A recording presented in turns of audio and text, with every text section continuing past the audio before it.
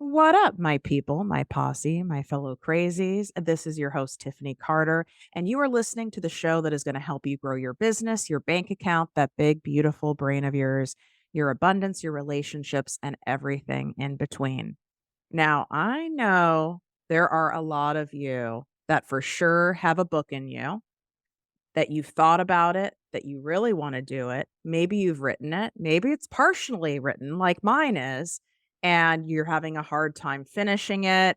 And then you procrastinate, and then it feels uncomfortable. And then you tell yourself, oh, well, if I just could take some trip to the south of France by myself without my children, then I would write it. Or I'm just going to go away for a week and then I'll get all of that done. And then that never happens. And now we're another year later and another year later, and that book that you want still isn't out. Well, I couldn't think of anyone better to bring on than my client and now published author, Amber James. She is the founder of the Notes to Self brand. So she has the Notes to Self shop, Notes to Self Instagram. So you got to go check it out. And her book is really best for someone who is in that like mundane same cycle in life. You want to get off it, you don't know how to get off it, and you need evidence that it's worth you taking a risk to jump and do it. I mean, the title of the book is I Blew Up My Life and I've Never Been Happier. And I can vouch for her. It's not just a gimmick because the title's so clever. Like, she really did blow up her life and it really did get better. So welcome to the show, Amber. Hi, Tiffany. Thank you so much for having me. And we've got Penny. We got a little baby. We got baby here for Yeah. those of you guys watching the show on YouTube now. So Project Me TV, you can watch the show on YouTube when I have guests, which is really fun because there's lots of shenanigans that happen. She's always wanting to get involved. So let's tell the people what happened. What do you mean by you blew up your life? Like, where were you at in your life? Well, let me see. There's so many things to this story that a lot of people don't even believe that it all happened to one person over the course of like 2 years. But it really all started when I decided to blow up my life. What I mean by that is I left my six-figure job in corporate America. I broke up with my fiance, called off our engagement, and I also left New York City after living there for 15 years. I just walked away from all of it. Now, it didn't happen overnight. It really all started when I started to have some health issues during COVID. That was the biggest thing. Once we were on lockdown and I finally had a chance to stop and think about stuff instead of hustling 24 hours a day, which is so everyone glorifies hustle culture in New York. That's how you say you're successful. I remember waking up at 3 in the morning one time and I was checking my email and Oh my responding to stuff. God. I can believe it though. New Yorkers are wild. We're crazy. Yeah. But that was just the culture that everybody did. But then once COVID hit and then I was really able to center myself, I started to realize what's really going to make me happy. Am I even happy anymore? And then, as the universe would have it, I tried to just procrastinate and put it off. So the universe was like, okay, well, we're going to make you slow down even more. And I ended up in the hospital first with appendicitis. So I had to have an emergency surgery. And that was all during COVID too, where they didn't want you in that hospital unless you were like on the brink, And I was even scared to go. I almost didn't go because I was terrified. I wasn't sure if it was even safe to go to the hospital, but I knew in my gut something was completely wrong. So yeah, I lost my appendix. And then 2 months later, I ended up back in the hospital because once again, the universe was just shaking me to say, something's got to give. I had to get my gallbladder removed. Oh my God. So you had to lose like 2 organs? Are those considered organs? Yeah, 2 organs to finally, for the universe to for me finally to listen. Wow. But I just remember waking up, and it's one of those weird moments you're coming out of anesthesia, And I'm like asking the nurse, when he's going to start giving me pain medication. She's like, she looks at me really funny and she's like, you're on like the highest dose of like fentanyl that we can give you in a hospital setting. And I remember my jaw just dropping and being like, oh shit. Because in a medical setting, like fentanyl is like 50 times higher than morphine. Like that, I shouldn't have been feeling anything. And I was still in so much pain. And I remember just telling her and other people, like, man, if I make it out of this, I've got to start living for myself because life is too short. And you Like, were before this, would you have considered yourself like a young, healthy person, or did you have all these other medical conditions before? so I would like to consider myself pretty healthy. I've had some digestive issues over the last decade, which that might have just been stress or city induced. But when I did go to try to address those, doctors would just write it off. Oh, it's that time of the month. Oh, eat more fiber, exercise more. And I'm like, I'm working out 7 days a week. Like, these are not normal things that I should be dealing with. And I feel like I hate to say medically gaslit, but that's really how I felt. Like, I started to feel like I was crazy. And that's another reason why I almost didn't go to the hospital when I had appendicitis because I was like Especially during COVID, because you're like, God, these people and in New York where like people were dropping like flies. You're like, dying. Left. A, who would want to go? No one wants to go to the hospital anyway, or even urgent care. It's a pain in the ass Mhm. during COVID. So you had to really be in a lot of pain and trust yourself to go. Yeah, and I'm really glad I did. I think it was one of those moments where you just have to listen to your body, and I knew, like, better to be safe than sorry. That was my thinking at that point, and I knew, well, you know what? If it ends up being nothing, I'm just gonna walk home and call it a night. But literally, the Wow. second I walked into that ER, even though it was COVID, the waiting room was packed. People were sitting on the floors. But when I gave checked in, told them my symptoms, legit, right into like a bank to be like, you need to get a CT scan. We might be having surgery tonight. And I was like, oh shit. Which this is that it sounds cliche, but that saying like your life can change in an instant. Had you not gone, that could have ruptured in your home. You could have passed out. No one would have found you and you could be dead straight up. Mhm. Yeah. And like my ex fiance was working really long hours and it's very possible that I could have died. I mean, the fact that they were able to remove my appendix just in time, they said it's a miracle that it didn't rupture before then. Though I was in the hospital, there's so many tests and so many things going on that even though mine is definitely life or death, there were other people coming in. And so but they said gangrene had started to set in and it was like not even like an organ anymore. They're like, it was literally like, had we not gotten in when we did, that was going to burst in the next like couple minutes.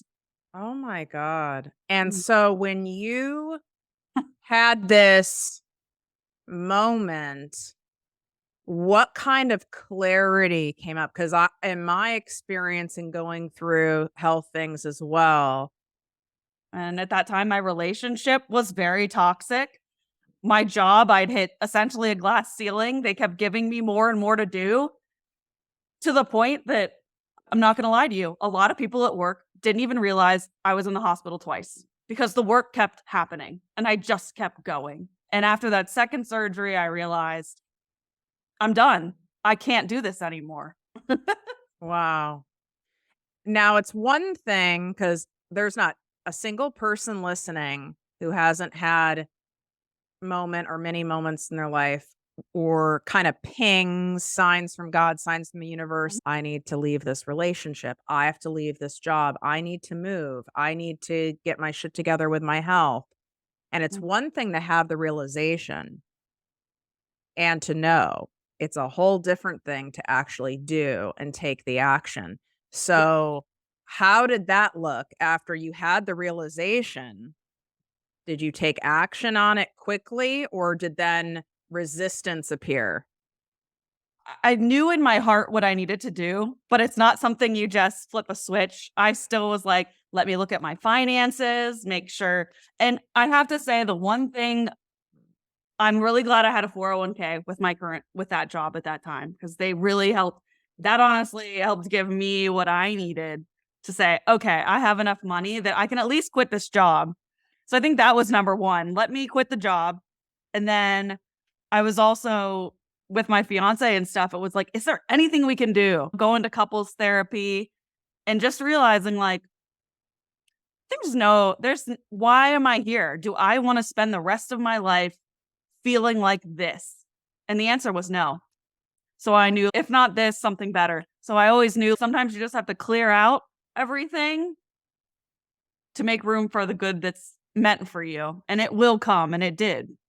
How long roughly did it take from you Mm. having this moment in the hospital to you Yeah. quitting the job, breaking it off with the dude, and leaving New York City? Ah.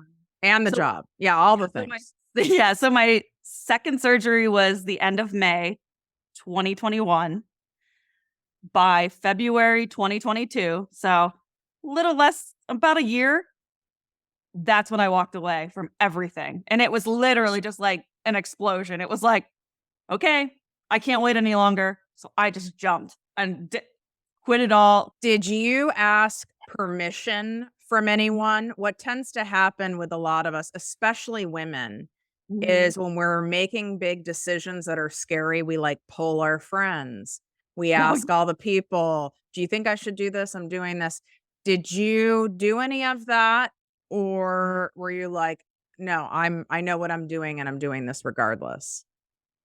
I think I talked to a few very close friends.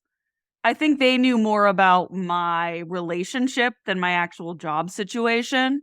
And I know a lot of them had said to me, this just it doesn't seem right, and we're gonna just be honest with you about it. And I am so thankful for those friends who actually spoke up and actually validated what I was feeling because I started to feel crazy in my relationship. Like I felt nuts. And that's a red flag, everybody. In a friendship or relationship, if you feel like you're, like, on another plane, like, "Am I seeing things?" It's because 'cause you're with someone who has crazy making behavior. Yep. Yeah. Red flag, definitely. If a guy tells you that all of his exes are crazy, believe him and run. Run. Just And don't now you're on that list. You're now like I'm on the list. I know. you're You like, know what's "That's fine." funny? I said as I was breaking up, I'm like, "You can add me to the list of your crazy exes now." So I did say that. I love the reality of you saying it took you a year because, like, if we Yeah. were to watch this in a movie form, where we were to watch this, in a Lifetime movie of your "I blew up my life," which I Yeah. could actually that'd make a really good It film. would. It would be condensed where you did this in, like, a 30-day period. Yeah, oh, yeah. Why did it take you a year to do all these things? Because this could have I mean, you almost died, so you could have really done this in less than 30 days. Yeah. I mean, I could have. I think there was a little bit of guilt and shame, which, I also had to be doing therapy during this time too, and I think therapy helped me see a little bit more clearly, like, why do I feel guilty for leaving? Why do I feel like a failure if I quit my job and I call off my engagement? It just seemed like everybody would be like, "Oh, she's a failure. She failed at something." And I think that was what was actually holding me back for as long as it did. But it reached a point when like I said, with my therapist, it was really looking internally and saying, stop listening to all this noise. Stop listening about society's expectations and what they think is going to make you happy. And you got to just go for it.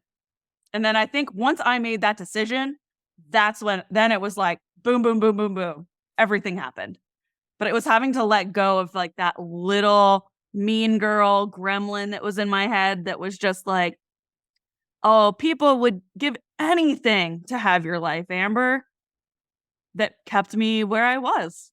I do think which is why I get cringy with the word gratitude. I do think, they call it like toxic positivity. I think there's also toxic gratitude. Yes. And that we go, God, people have it so much worse. I have a six-figure job. I'm, I have a 401k. Like, yeah, I'm not happy, but like, I'm not impoverished. Da da da. Oh, we can really build it up. Mhm. I need to be more grateful. I should be more grateful. And I see so many people that ends up being a mask to continue settling. Mhm. And it's not like you weren't grateful, but Yeah. you are meant to do something more because we can also have all those things we want, the abundance, the love, the relationships, the peace, the serenity, and get paid well for it. This doesn't mean you weren't grateful for what you had. Yeah, I think one of the quotes that stuck with me the most. So Abby Wambach has this incredible quote. It says, "You can be grateful for what you have and demand what you deserve." Oh, That quote, I have it written here, like, because I have to look at that every day, and it's like that clicked in my head in a way that nothing else had, and I was like, "Hell yeah, Abby Wambach." Like, that spoke to me in a way that really lit that fire in me to say, "Yeah, why am I settling? Like, I can both of these things can coexist at once."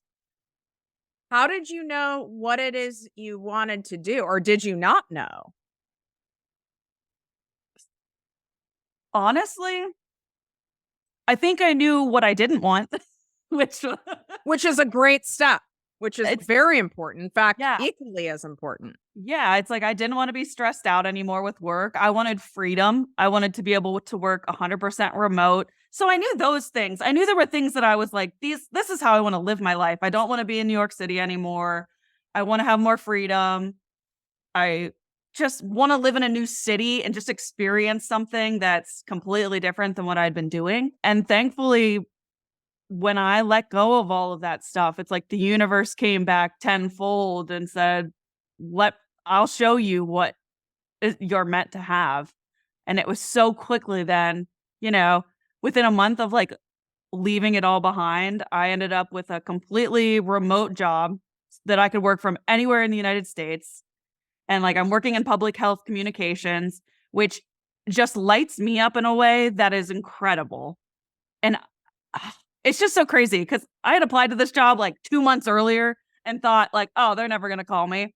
And then here I quit my job, and then suddenly within like 7 days of this interview, I got this job, and I was like, shit, I'm making the same money I made in New York City. I can live wherever I want, and it's just, and that's kind of why then I moved to Pittsburgh because I'd always wanted to live here, and it's just such a beautiful city that I don't think enough people give it credit, but I it don't is think so either. I was just gonna say that. Like, it it is is definitely beautiful. underrated for sure. Yeah, there's so many beautiful parks, and, like, my apartment right now is, like, on the river, and there's all these hiking trails that, like, you literally step out and you're just, like, in the wood, it's amazing, and it just I realized too, my mental health and my physical health also changed when I moved here.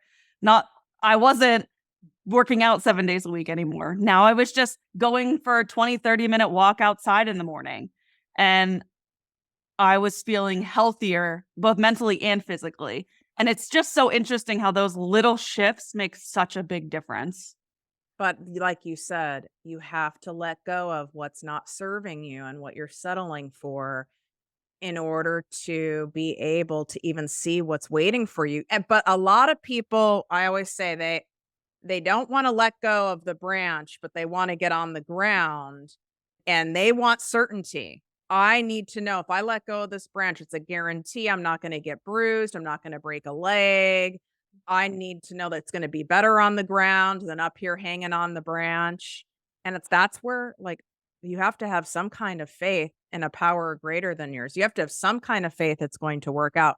Where did you find your faith? Because it is the unknown is kinda scary, right? It's not like you were sitting on some multi-million dollar, like, trust fund. Oh, definitely not. I think a lot of my life I've been built on just go for it, just do it and see what happens.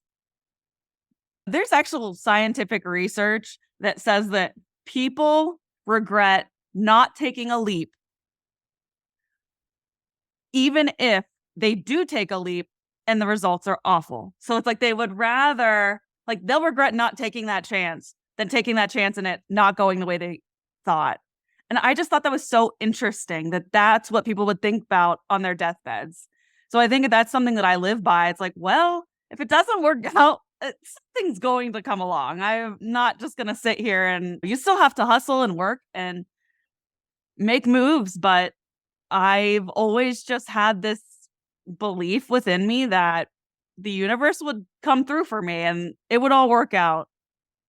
Yeah, and that when you believe it's going to work out for your greatest good no matter what, then you can have that trust to like take some risk because risk is required in order for you to get that reward. Now, the Amber I know, you are truly always delightful. Like Oh, I'm like, is this woman, does she ever cunty with a K? Like you are always delightful, positive, upbeat, willing, humble, want to learn, crave learning, mhm. like a genuine, like you have that zest for life that so many people are deprived of and want so badly. Would this have been the Amber I would have known in New York City before you lost both of your organs? I think I was still pretty happy and upbeat, but I definitely think the relationship had taken its biggest toll on me. I mean, a lot of people always say, like, when I enter a room, people can just, like, gravitate towards me because 'cause they're like, "Oh, you're always smiling, you're always happy," and I'm like, "That's lots of Zoloft." I say, I'm like, "Oh, yeah, just thank the Zoloft. That's why I'm so happy and cheery." But seriously, though, I've always just tried to think about why be so negative with things if you don't have to be, and to just kind of look at the positives, and I know that's tough, and, like, but life is so short that, like, you might as well just go all in on yourself, and that's really what I've truly lived by my whole life. Where did you get the idea to first start this brand, your Oh, notes the to self brand? Like yeah, it seems so simple, yet it grew so quickly and resonated with so many people. yeah. Yeah, so after my 2nd surgery, I my healing journey at that point was really tough. I was in a lot of pain after my gallbladder was removed. So, I wasn't really going into work, even though, like, we could go into work a couple days a week. I can't even commute. I can't even do that. I don't even have the energy. So, I was sitting at home. My ex was back at his job, and I started writing myself little Post-it notes, you know? "Your voice is your superpower. You've got this." You know, "Today's the day," whatever that means. And these colorful notes I just plastered all over my apartment. And it was just so awesome to see them every day, and it brought this little spark of joy to me. And I think it also helped healed me. And as I created then, I realized how much they helped me that I was like, "Oh, maybe I can make these really pretty on Canva, see if it can help other people." That's really what's my whole goal for the Notes to Self shop Instagram. Yeah. Well, Penny's like, "Yeah." Is so pumped about Notes to Self. But once I started posting it on Instagram, it's like it felt like overnight, it just exploded. It was people from all over the world were coming to Notes to Self shop and sending me messages saying, "I needed this today." And those messages are why I keep doing what I'm doing. It's not even about the money. I mean, the money's good, but it feels like $1,000,000 when somebody tells you, "I needed this," or "I'm going through a really tough time right now, and this post that your rainbow's coming," like, those types of things have helped so many women, and to hear their stories it makes it all worth it. And it's also like, I can't believe I wasn't doing this sooner. And I'm just thankful that I had the intuition to just go and do it. I thought this Instagram was going to be for like my mom and 5 friends, but seeing the impact that it's made just makes me that much more grateful. And yeah, You sorry, I'm like came about to from cry. you came from a place of genuine true service. Yeah. And Sure. that's where the abundance comes and where things happen so quickly, where people go sideways is they get so scared of what do I need to do? What can I do to make money? What can I do to make money? And they get so fixated on that part of it that they end up losing the magic of what you were intended to do in the beginning. Yeah. Seriously. Ugh, man. But it's just amazing to me that when you really are passionate about something and it really does from a genuine place of wanting to give back to the world, the money then just comes and you have your people. And there's so many people. I know that there's a couple followers I have that have literally bought like 5 of my journals. Like they're like, what they bought the book. They're giving them to their friends as gifts. And that just means so much to me that they are resonating so much with myself and the brand and what I'm doing and the purpose of Notes to Self Shop. It brings me so much joy. And the money is just an additional great factor.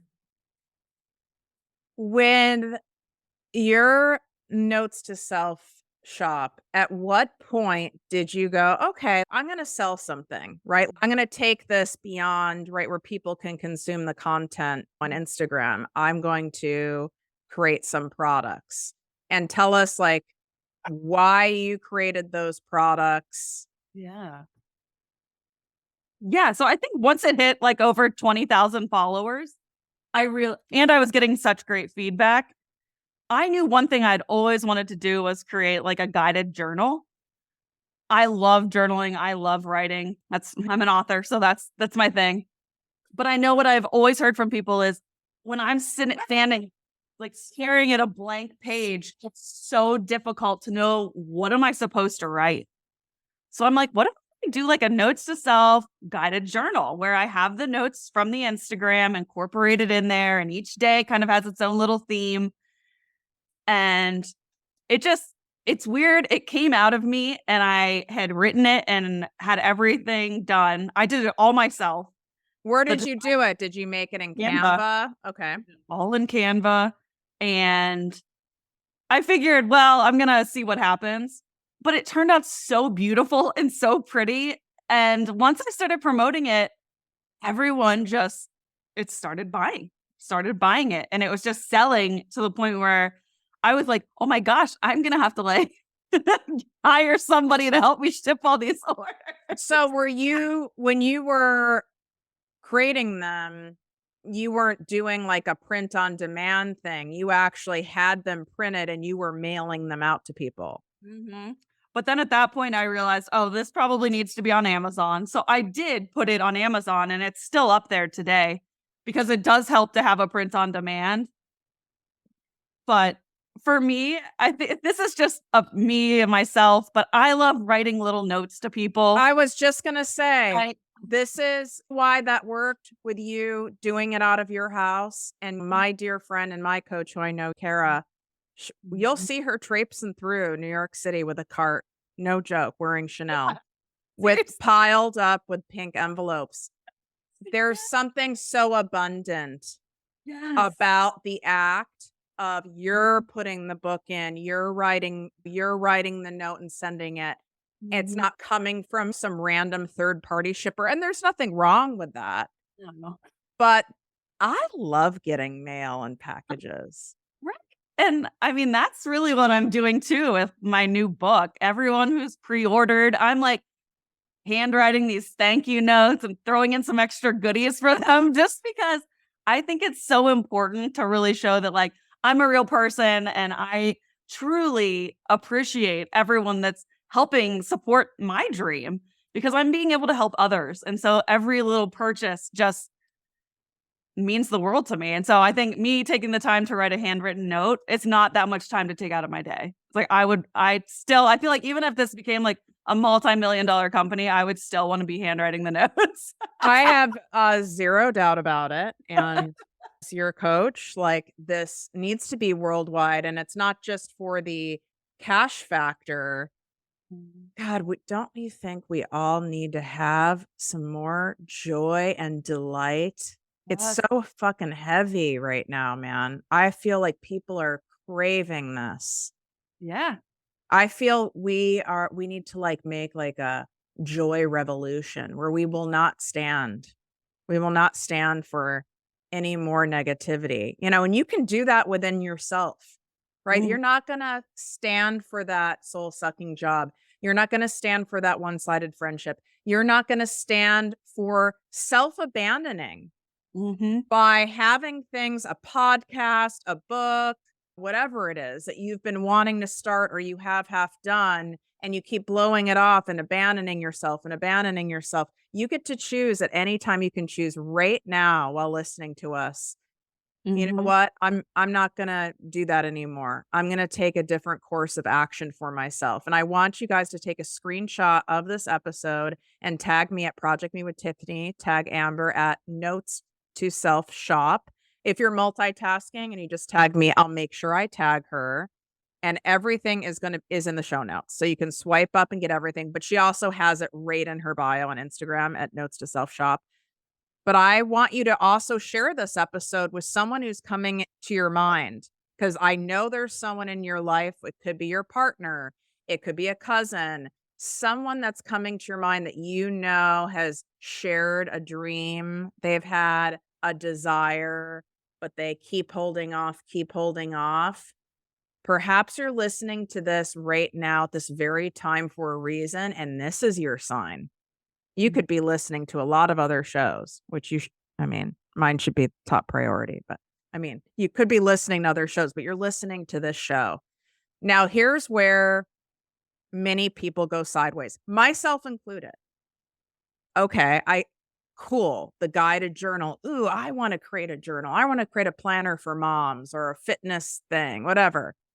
I have no idea how to list something like that on Amazon. I don't know how to do that. That sounds like it's really hard. Like, I'm not a graphic designer.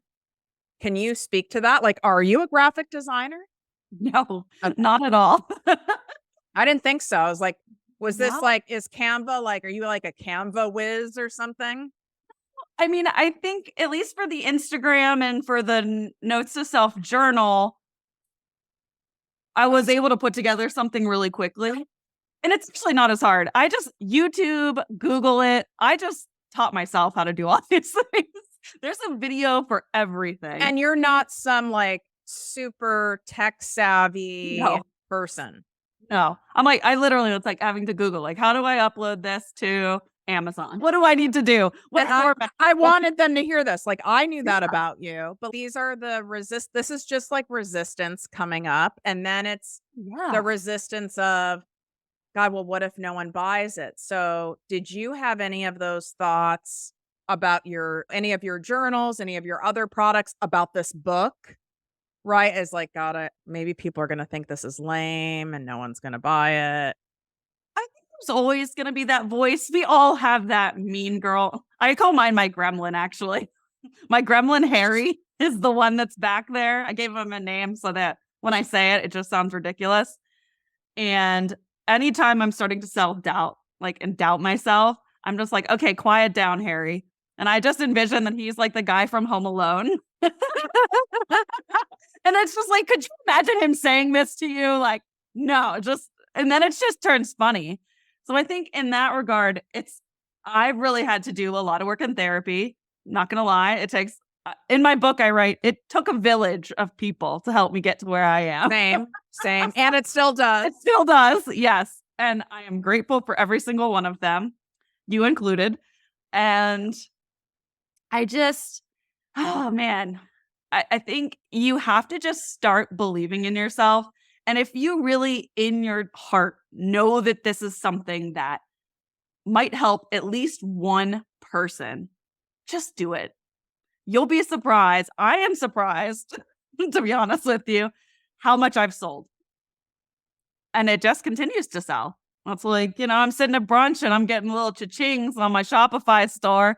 It's freaking awesome to be We like, well, like the brunch bing, is bing, paid bong, for. bongs. Thanks. Yeah. We're all about that.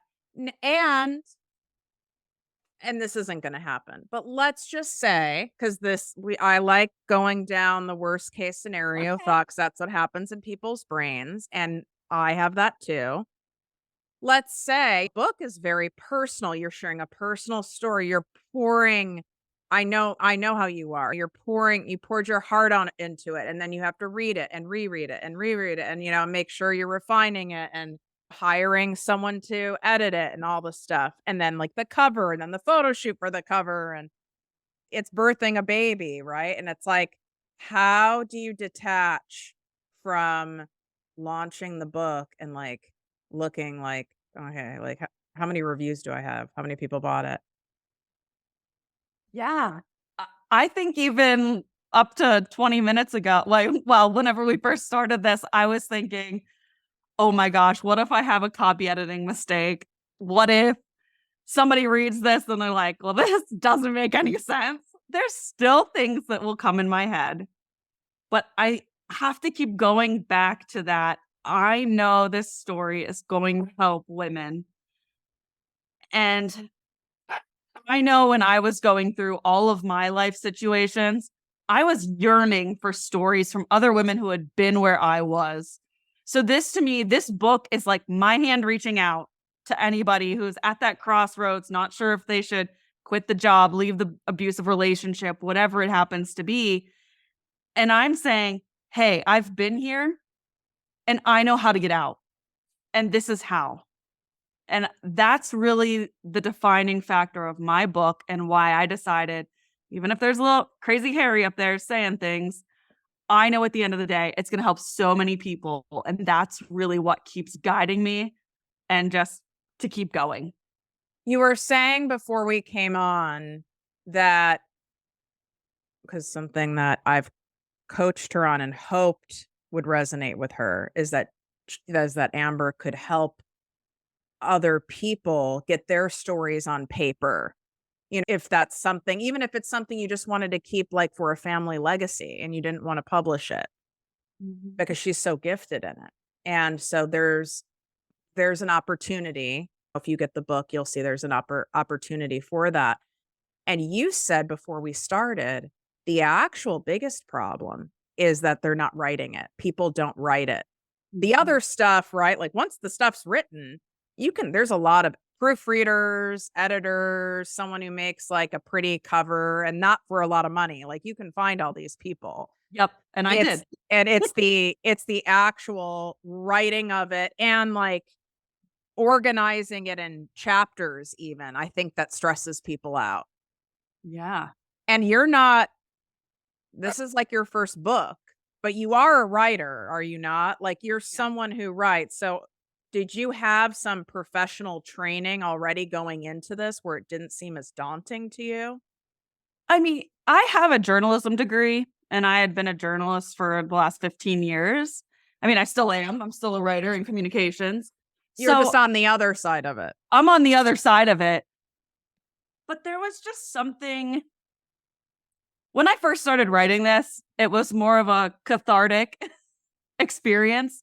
I wasn't sure if I was even going to turn this into a book. I thought maybe I just need to like put it out, let it flow, do its thing. But the more I kept writing, the more I realized you got to just do it. There were times when I procrastinated. There were times I was writing entries and was bawling my eyes out. There's still times I'm rereading this book, and there are certain points that still I can barely get through the chapter because I want to cry just Yeah. because it brings back some memories. And, but really, it's just being able to keep focus, have your cheerleaders around you that are going to be able to tell you that people need to hear this story. And I think me telling the story and also hearing it from so many people, that kind of kept me going. But I think too, it helped when I was first developing. I hired a couple like beta readers on Fiverr. I even had a couple of my really good friends who kind of seen all this go down. I was like, "Can you read this? Like, am I missing anything? Does anything not make sense?" And I think that also helped with the creative process was kind of having that small niche group of people, getting some real-time feedback as I was writing. And then I just sort of once the book was pretty much ready, it's just like setting the deadline for yourself to say, "Okay, I'm gonna write for 30 minutes a day," or "I'm gonna write 1,000 words today," whatever it happens to be. Make small, small goals. And you know what? If you miss a day, just get back on the horse. It's like everything. It's like, you know what? Just don't beat yourself up about it. Just keep going. Just start where you were. It's not a setback. I think those are some of the biggest things that definitely kept me going. Yeah, I had an author on, of published author, they say parenting, shout out. And I loved having her on because I believe I for sure she has 2 kids, but I think she might have 3, and they were all under 3, and she wrote her book from her closet. And I wanted people to hear her story because it's like a lot of us tell ourselves, "Well, if I had more time, if I didn't have a full-time job, if I didn't have kids, if I didn't have this, and this going on in my life, and I could just, like, free write, well, like, I'm at a lake cabin, I would get it done." And you did all this while working a full-time job Yeah. and operating your business, Notes to Self Shop. And so basically, was this written in like a half an hour of time at a day? Yeah, I think it went in spells. There were some days where it would be 15 minutes, and other days, sometimes it would be I'd wake up at 5 in the morning. That's like my me time is like 5 a.m. I get my coffee and I would just write. And I would write and then log on to my job at 8:30. But I would spend that morning just writing and having that coffee and that really just zen moment to just take it in. And sometimes you just like go through the writer's block. You're just like, so you'll have good days like that. And then you'll have sometimes where you may not write for a week. And I think that's also good. I don't think it's a setback at all. If anything, it just takes you out of it for a minute so you can kind of have a fresh pair of eyes on it and also a perspective. Who helped you organize the book in chapters so it kind of made sense? It didn't feel disjointed. Did you hire someone? I Did did you not already kind of know how to do this from being a I journalist? sort of knew how to do it. I had a couple different versions and I've moved some things around because it confused people. Like, wait, what happened? What is this? So it's like I tried to make it as linear as possible from beginning to end with a few flashbacks to like certain times. But I think once I read it and I sort of already knew what where the chapters were headed and was just able to sort of box out those individual stories, but it still goes to the overarching plot of everything. What would you say to people who are like, "Well, oh my god, she's a journalist for 15 years. Of course writing's easy for her. I don't even have a college degree. Yeah, I journal and stuff and I like to write, but I don't have any formal training and I'm not good at grammar. I'm a horrible speller. I'm dyslexic."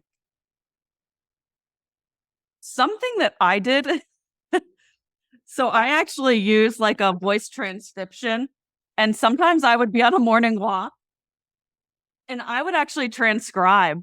Like I would just talk into my phone and say exactly what I was thinking. And then I would be home and the transcription would already be done for me. And I think honestly that also makes it a lot more personable than it's my voice and how I talk. And that makes such a difference. And I think that's something where people don't think about that. Like, oh, I need to write, I need to be doing this. It's like half of my book was me on walks and just talking to myself on my phone like a crazy person, probably. But I If was like, there's oh, I have this some really great idea. I gotta just put it down. So I'm Yeah, if like, you're not a little crazy, I'm not reading the book, okay? So, we gotta have someone who blows up their life's a little crazy, otherwise the book's boring, right? We wanna hear that in there, yeah. and I really hope that you can see it doesn't have to be that hard. We make it hard. We overcomplicate it because it sounds like it's so much because you're thinking of the whole thing and how many pages and are people gonna buy it. How about just, like, writing it and you don't have to publish it at all? Yeah, that's so true. Even for me, I am not a graphic designer. I'm not a photographer. I can't format a book to save my life. Those things could have kept me from publishing this book, but I'm like, there are people who get lit up by those certain tasks. That's and you Yeah, can it's pay shocking, but there people. are. They So exist. I what I was able to do was focus on the writing and not be like, "Oh, I don't know how to create a cover. I don't know how to format this." Those things could have stopped me, but it was being able to hire people to bring it all together that made it worth it. And I think that's something asking for help and getting help from people who are experts in this and that love to do it is the way to go. So even if you like don't think you're a writer, there's so many copy editors and so many people willing to help. I'm on so many like Facebook groups that are like self-published authors and people are just giving feedback about certain things. They're saying like, "Hey, does anybody here know a really good graphic designer for a book?" And it's really just being able to find that community of people that you can lean on when you have questions that just makes it so much less daunting. And then sometimes there's things where it's like, some guy the other day was writing on the Facebook page about, have you ever read your book so many times you don't even like it anymore? And I laughed because I was like, Well, like, that's I so mean, I still love validating. my book. But when you're editing, Yeah. and I just laughed and I was like, I'm so glad this guy's just being honest because we're all thinking it. What made you go the self-published route versus pitching traditional publishers? Because as someone who, as a professional journalist background, because I have that as well, you know how to properly pitch, and my guess is you also know how to get press. Yep. So what made you not go that route? For me, I wanted to have more ownership of my book. I had a vision, and I have other friends who have gone the traditional route, and it's been amazing for them, and they've loved it. For me, though, I didn't want when you go traditional publishing, there's a lot of, like, guardrails. They're gonna completely edit it, they're gonna make it it's not may not even sound like you by the time it gets out there, and also, it's like sometimes you're given like this big lump sum, but then that's all like you have to actually make that money back for your to get anything Right. after. It's There's a not as lot of things. sexy as it sounds. Yeah. And I mean, I don't know if a lot of people even know this, but it's a lot of times like all these published authors, they're like New York Times bestsellers. And it's like, well, that's all a game. That's very gamey. No, they don't know that. Can you speak to that? Because it actually makes a Yeah. lot of people it makes them in shame and it makes them feel, imposter syndrome. Mhm. Because it's like, "Oh my god, like, this is the 10th person I follow, and they launched their first book, and they're on the New York Times best-selling list. They have a number 1 book." It's like it's a lot of pressure. It's a lot of pressure. But behind the scenes and behind the curtain, it's all these, like, pre-sale copies, so it's like you have to sell so many X amount of copies, and these publishers have the money to do it and can also get these people on the list. That's the whole point of, like, getting the PR about the book. So if someone's a New York Times bestseller, a lot of it doesn't have to do with just self-promotion, it's the behind the scenes of other people working it, knowing certain people.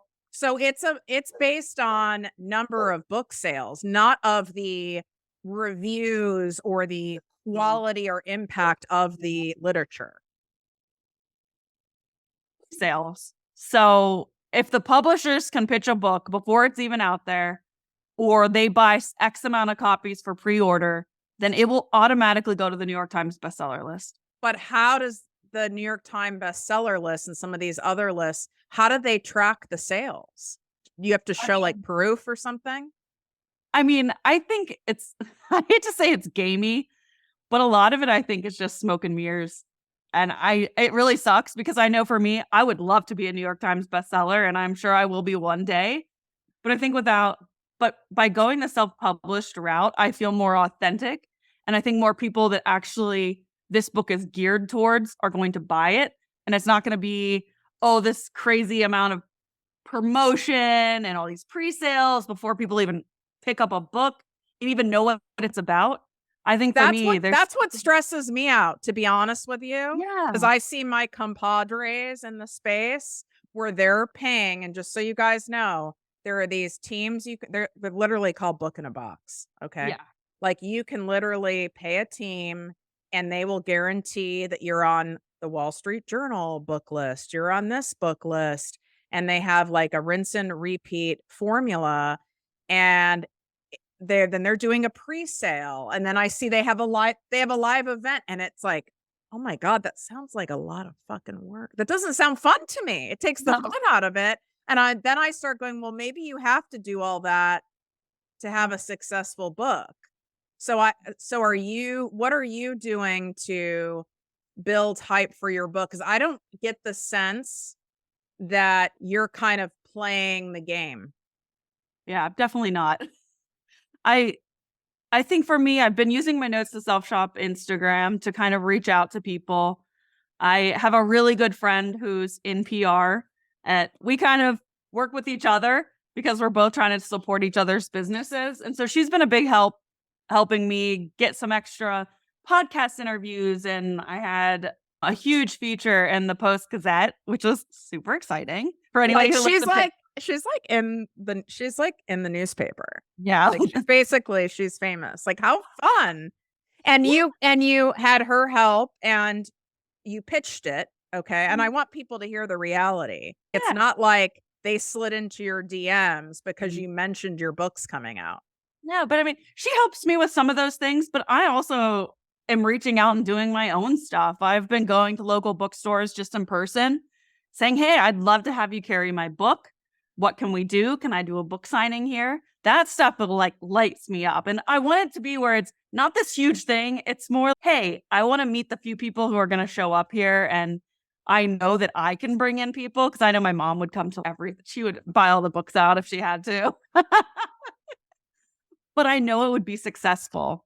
Well, I think it's just been that. I've been reaching out to podcasts. It's been just very organic, and it's not like I'm paying people a lot of money to do this. I think that's the great thing about the digital age. You can reach so many more people a lot faster and within your like psychographic. And then I'm like, you're reaching those people is so much easier.